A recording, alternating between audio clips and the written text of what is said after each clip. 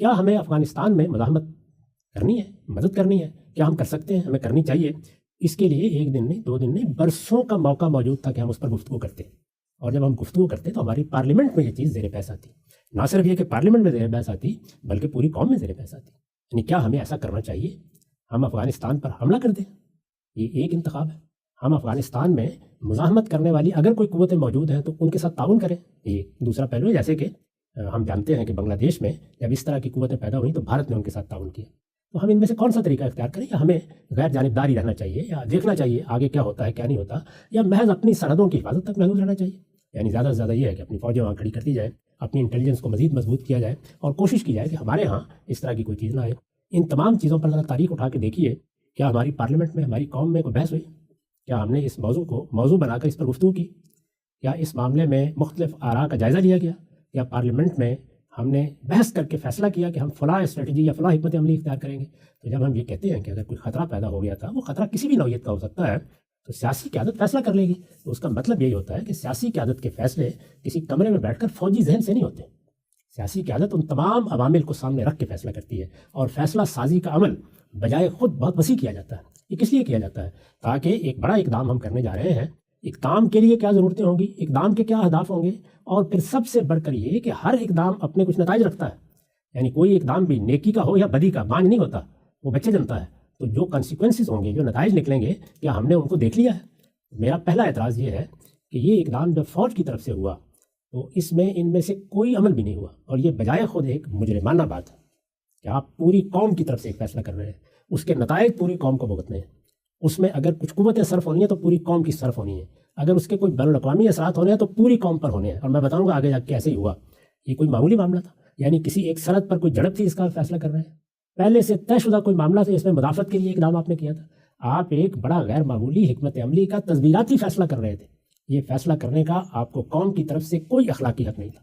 اس کا فیصلہ ہونا تھا تو یہ پوری قوم کی رائے سے ہونا چاہیے تھا، اور پوری قوم کی رائے کا مطلب یہ ہے کہ ہمارے دانشور اس پر گفتگو کرتے، اس پر عام کھلا مباحثہ ہوتا، اس کے پروز کونس کا جائزہ لیا جاتا، اس پر پارلیمنٹ میں بحث ہوتی، اور کسی نازک مرحلے پر اگر بند کمرے میں بھی پارلیمنٹ میں بحث کرنا پڑی تو کی جاتی۔ اس کے بعد اس کی حکمت عملی کیا ہونی ہے اس کا ہم فیصلہ کرتے۔ پہلی چیز یہ ہے، سخت قابل اعتراض ہے، اور جو اس طرح کے کسی اقدام کو، خواہ وہ کارگل میں ہوا یا کہیں اور ہوا، ایک مجرمانہ اقدام بنا دیتی ہے، کیونکہ نتائج پوری قوم کو بھگتنا پڑتے ہیں۔ تو قومی نوعیت کے فیصلے، یعنی یہ جزوی فیصلہ نہیں ہے، وہ فیصلہ جس کے اثرات و نتائج کم و بیش نصف صدی تک پھر اس قوم نے بھگتے ہیں، وہ آپ نے محض بندوق کے زور پر کر لیا، اپنے ہاں بیٹھ کے کر لیا۔ اس طرح کا فیصلہ کرنے کے لیے نہ آپ کی تربیت، نہ اس کے عوامل، نہ یہ سب چیزیں کبھی آپ کے ہاں اس طریقے سے زیر بحث آئیں، نہ قومی تائید اس کو حاصل ہوئی۔ تو یہ کام کرنے کا حق ہی نہیں تھا، یہ کام نہیں کرنا چاہیے تھا، اور یہ کرنا تھا کسی بھی پہلو سے کرنا تھا، یعنی براہ راست حملہ کر کے کرنا تھا، محض اپنی قوم کی سرحدوں کی حفاظت تک محدود رہنا تھا، وہاں کچھ قوتوں کی مدد کرنی تھی۔ یہ تمام چیزیں جتنی ہیں ان میں سے کوئی بھی ناجائز نہیں تھی۔ حالات ہوں تو یہ سب فیصلے کرنے پڑتے ہیں، لیکن یہ کس طرح کرنے چاہیے تھے، اصل قابل اعتراض بات یہ ہے، ایک چیز۔ دوسرے یہ کہ پھر یہ فیصلہ کر لیا گیا تو اس کے لیے کیا اسٹریٹجی اختیار کی گئی؟ یعنی 10 قسم کے جو گروپ بن گئے تھے، وہاں کوئی مرکزی حکومت افغانستان میں نہیں رہی تھی۔ یعنی ایسا نہیں تھا کہ افغانستان میں کوئی مرکزی حکومت مدافعت کر رہی تھی، مختلف قسم کے گروہ بن گئے تھے۔ وہ گروہ تھے جو یہ سب کام کر رہے تھے۔ وہ شخص کے جو گروہوں کی مدد کرتا ہے، یہ حقیقت ہے کہ وہ اس قوم کی بھی موت کے پروانے پر دستخط کرتا ہے اور اپنی بھی موت کے پروانے پر دستخط کرتا ہے۔ جی، اس کو خود خدا کے پیغمبر نے نہایت خوبی کے ساتھ واضح کیا ہے۔ یہ آپ کے علم میں ہوگا کہ جب فتن سے متعلق حضرت حذیفہ نے سوالات کیے ہیں تو اس میں یہ سوال انہوں نے سامنے رکھ دیا کہ ایسا ہو سکتا ہے کہ نظم اجتماعی باقی نہ رہے اور مختلف گروہ وجود میں آ جائیں، ان میں سے ہر ایک اپنا ایک قلم اٹھا لے۔ یاد کیجیے نا کتنی اس زمانے میں جماعتیں اور تنظیمیں بن گئی تھیں افغانستان میں کہ جو اپنے اپنے طریقے سے میدان جہاد میں اترائی تھی۔ اس پہ سوال کیا ہے انہوں نے کہ اگر یہ ہو جائے کسی موقع کے اوپر تو یا رسول اللہ پھر ہمیں کیا کرنا چاہیے؟ ہمیں تو یہی کرنا چاہیے نا، اگر ہم اپنی بصیرت میں دیکھیں کہ کسی کا ساتھ دیں، لیکن حضور نے یہ نہیں فرمایا۔ آپ نے فرمایا سب سے الگ ہو جاؤ، اگرچہ تمہیں جنگل میں جا کے بیٹھ کے کسی درخت کی جڑیں چبانی پڑ جائیں۔ کیوں؟ اس کی وجہ یہ ہوتی ہے کہ جب اس طرح کے گروہ اس طرح کا اقدام کرتے ہیں تو اس کے نتیجے میں انارکی پیدا ہوتی ہے، وہ ایک دوسرے کی گردنیں کاٹتے ہیں، اس سے نظم اجتماعی ختم ہو جاتا ہے، لوگوں کی جان اور مال اور آبرو سب کو خطرات لاحق ہوتے ہیں، اور پھر کوئی مستحکم نظام قائم کرنا صدیوں کی بات بن جاتی ہے۔ تو ہمارے پیغمبر نے یہ ہمیں فرمایا، اس کی صریح خلاف ورزی کرتے ہوئے یہی کام کیا گیا۔ یعنی وہاں پر مختلف گروہ وجود میں آئے۔ ہونا یہ چاہیے تھا اگر کوئی سیاسی بصیرت رکھنے والا شخص کرتا کہ پہلے افغانستان میں عبوری حکومت بنائی جاتی ہے اور اس پر اتفاق کیا جاتا، ہمارے ہی بن جاتی۔ یعنی آپ دیکھیے کہ بنگلہ دیش میں یہ معاملہ ہوا تو ایک پارٹی اور ایک شخصیت پر ارتکاز تھا، وہ شیخ مجیب الرحمان تھے۔ یعنی یہ معلوم تھا کہ اگر یہاں پر تبدیلی آتی ہے یا پاکستان کا اقتدار یہاں ختم ہوتا ہے اور بنگلہ دیش ایک الگ ملک بنتا ہے تو اقتدار کس کے پاس جائے گا؟ مختلف گروہ دست و گریباں نہیں ہوئے تھے، یہ صورتحال نہیں تھی۔ تو یہ چیز ہم نے نہ صرف یہ کہ گوارا کی، اس کا پیدا ہونے میں اپنی قوت شامل کی، کبھی اس گروہ اور کبھی اس گروہ کا ساتھ دیا، اور اس کے نتیجے میں انارکی کو ایک اسٹریٹجی بنا دیا جو اپنی ذات میں ایک مجرمانہ اقدام ہے اور دینی لحاظ سے، اخلاقی لحاظ سے بھی ایک انتہائی غلط اقدام تھا۔ یہ ہوا اور پھر ہم نے یہ دیکھا کہ وہ جنگ لڑی گئی، اور وہ جنگ لڑی گئی، اور اس کے بعد وہ مجاہدین یعنی جو جہاد کے نام پر اٹھے تھے اور جن کی ہم سرپرستی فرما رہے تھے اور جن کی امریکہ بہادر بھی مدد کر رہا تھا، ان لوگوں نے کیا کیا؟ انہوں نے پھر اسی طریقے سے قسمیں کھانے کے باوجود، بیت اللہ میں معاہدے کرنے کے باوجود ایک دوسرے پر حملہ کر دیا۔ اب اقتدار کی جنگ شروع ہو گئی، بالکل ٹھیک جو رسالت مآب صلی اللہ علیہ وسلم نے تنبیہ فرمائی تھی وہ ظاہر ہوئی اس کے نتیجے میں۔ جب ہم کوئی غلط کام کرتے ہیں تو ایسا نہیں ہوتا کہ اللہ تعالیٰ اس پر پردہ ڈال دے، غلط کام کے نتائج اسی دنیا میں نکلتے ہیں۔ یعنی سیاسی اور سماجی پیمانے پر جب غلط فیصلے ہوتے ہیں تو ان کا محشر یہی دنیا ہے۔ اس میں جو رہنما فیصلہ کرتے ہیں وہ بھی نتائج اسی دنیا میں بھگتتے ہیں، اور قومیں فیصلہ کرتی ہیں یا ادارے کرتے ہیں تو اس کے نتائج بھی بھگتتے ہیں۔ یہ ہوا۔ پھر اس کے بعد یعنی غلطی در غلطی، پہلے یہ کام وہاں کیا، غلطی در غلطی یہ کی کہ یہاں مذہبی گروہوں کو آمادہ کیا کہ وہ مدد کے لیے نکلے۔ سیاستدان کبھی یہ کام نہ کرتے، یعنی پہلے تو سیاستدان اس طرح کے گروہوں کی مدد کرنے کا اگر فیصلہ کرتے تو میں یہ آپ سے عرض کرتا ہوں کہ 10 آوازیں ان کے خلاف اٹھتی۔ جب اس طرح کا استبداد قائم ہو جاتا ہے اور فوجی سطح پر فیصلے ہوتے ہیں اور سرگوشیاں کی جا رہی ہوتی ہیں اور دنیا بھر سے جھوٹ بولا جا رہا ہوتا ہے تو اس موقع کے اوپر آزادانہ بحث ممکن نہیں رہتی۔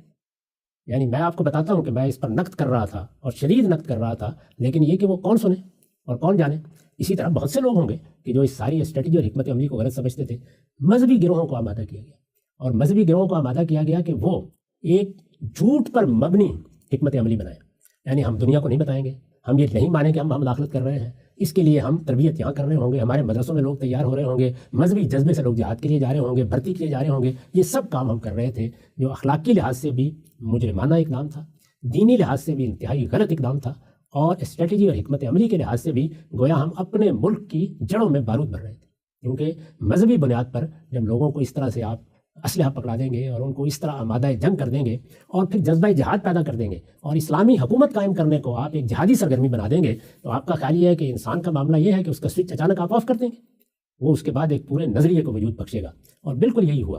یعنی پھر اس کے بعد وہ نظریے پیدا ہوئے، اس کی بنیاد پر خود آپ کے ہاں وہ سب کچھ ہوا جس کو آپ وہاں ایک اسٹریٹجی کے طور پر اپنائے ہوئے تھے۔ وہ بم جو ادھر چل رہے تھے وہ آپ کے یہاں بھی چلے، لوگ مرے۔ آپ جانتے ہیں کہ ہمارے یہاں قتل و غارت گری کا کیسا اہتمام ہوا، اور وہ سب مذہب کے نام پہ ہو رہا تھا۔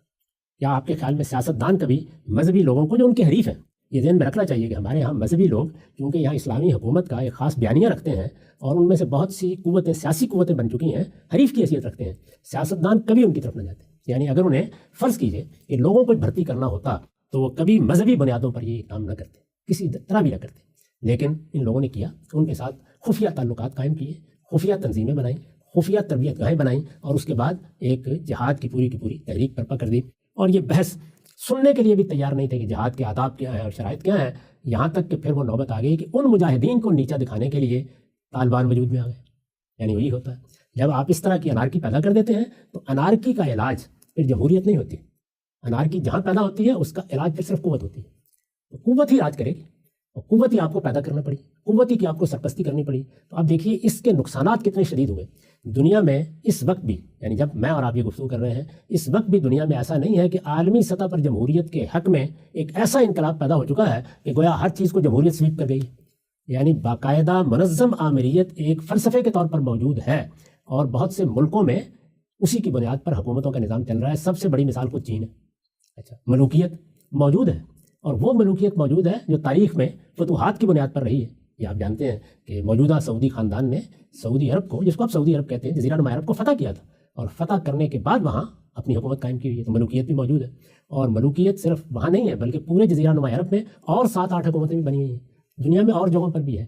جب اس طرح کی صورتحال موجود ہے، اب آپ یہ دیکھیے کہ آپ اپنے ہمسائے میں کیا چیز قائم کر رہے ہیں، اور اس کے نتیجے میں آپ اپنے ملک میں یا اپنی قوم میں کیا بیانیہ وجود میں لا رہے ہیں۔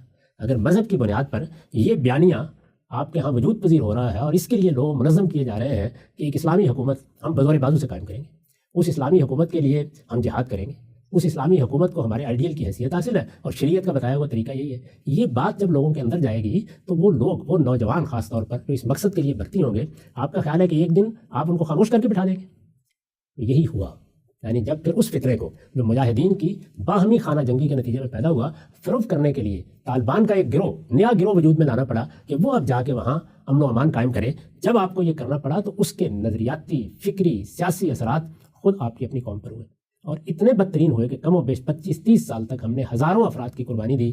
آپ کو یاد رکھنا چاہیے کہ آخری المناک واقعہ وہ تھا جب ہمارے ہاں ایک اسکول کے بچوں کو ذبح کر ڈالا گیا، اور یہ ایک واقعہ نہیں تھا، ایسے دسیوں واقعات اس سے پہلے ہو چکے تھے۔ وہ مدرسوں میں ہوئے تھے، وہ خانقاہوں میں ہوئے تھے، وہ مراکز پر ہوئے تھے، بہت جگہوں پر ہوئے اس طرح کے واقعات۔ آپ کو معلوم ہے مسجدوں میں لوگ مارے گئے، گلیوں میں مارے گئے، اور باہر نکلنا ناممکن ہو گیا، اداروں پر حملے ہوئے، افراد پر حملے ہوئے۔ کتنے علماء ہیں کبھی فہرست بنائے جن کو اسی طرح کے متحارب گروہوں نے مار ڈالا۔ آپ نے اس طریقے سے بالکل ٹھیک وہ کام کیا جس کی وجہ سے رسول اللہ نے فرمایا تھا کہ ایسے موقعوں پر جہاد کرنا تو ایک طرف رہا، آپ نے فرمایا تھا جس کے گھر میں لوہے کی تلواریں ہوں ان کو توڑ کر لکڑی کی تلواریں بنا لیں، اس لیے کہ انارکی یہ ناقابل برداشت ہے۔ اس کے مقابل میں، انارکی کے مقابل میں ملوکیت گوارا کی جاتی ہے، اور ہم نے کی ہے، مسلمانوں نے 1000 سال تک کی ہے، اس لیے کہ انارکی بجائے خود ہر چیز کو غارت کر دیتی ہے۔ وہ برپا وہاں بھی ہوئی، وہ یہاں بھی ہوئی، اور اس طرح سے ایک بڑی جنگ سے افغانستان کی قوم بھی گزری اور ہم بھی گزرے اس کے نتیجے میں۔ تو یہ کس طرح کی حکمت عملی تھی؟ کون آدمی بقائے میں یہ ہوش و حواس اس حکمت عملی کی تائید کر سکتا ہے؟ یہ فوجی ذہن ہے جو اس طرح کی چیزیں سوچتا ہے اور نہیں جانتا کہ اس کے کانسیکوینسز کیا ہوں گے۔